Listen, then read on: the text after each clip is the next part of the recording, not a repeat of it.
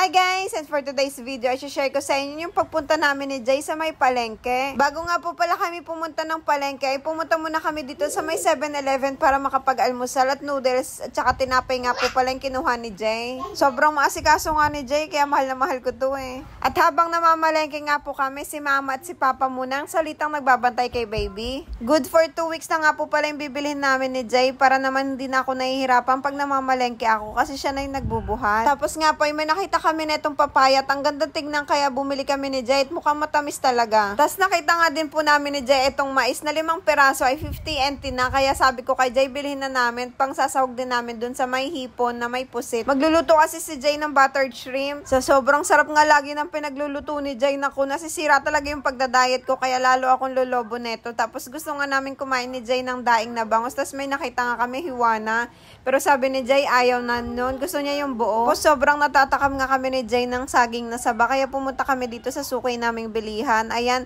5 pieces siya, 113. Tapos nga nakita ko pa sila Hazel, sila Lynn at saka si Sherry, yung mga taga-ability girls. Pagkatapos nga po ay bumili lang ako ng 2 hita ng manok. Ang sarap kasi ng manok dito ni ate, makunat-kunat siya, lasa siyang baboy. Kapag nabili nga pala ako ay pinapahiwa ko yung buto, yung pinapatanggal ko sa pinakalaman niya. Tapos yun yung lalaga ni Jay, tapos ilagyan niya lang ng luya. Basta ang sarap, tapos yung pinakalaman na ipiprito na niya kapag malambot na. Dahil nga sa tagal ko nang nabili dito kay ate, suki niya na talaga ako. Tapos akala niya, sa tagal ng pagkakakilala naming dalawa, akala niya Indonesian ako. Sabi ko, hindi ako Indonesian. Sabi ko, Pilipin ako kasi nga yung kulay ko nga is kayumanggi. Kaya akala nila lahat ng kayumanggi ay Indonesian. Kaya habang naglalakad kami ni Jay, tawa kami ng tawa.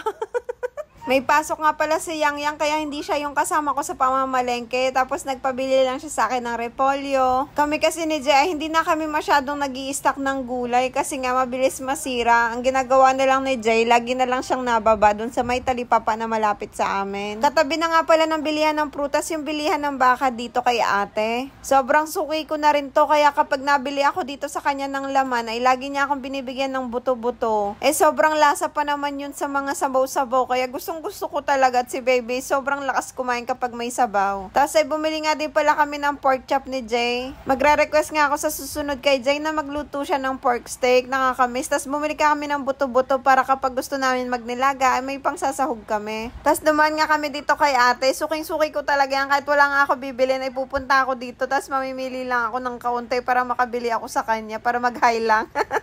Ayan, pumili si Jay ng kamatis. Nagtatawanan nga kami niyan. Laging sinasabi ni ate na mag-anak na ulit kami. Ang gaan talaga ng buhay pag nagtutulungan kayong mag-asawa. Sobrang blessed ko nga kay Jay kasi nga nakilala ko siya tapos naging asawa ko pa. Sobrang maasikaso talaga ni Jay. Kaya thank you love sa lahat-lahat. I love you. Hanggang dito na lang. Bye-bye!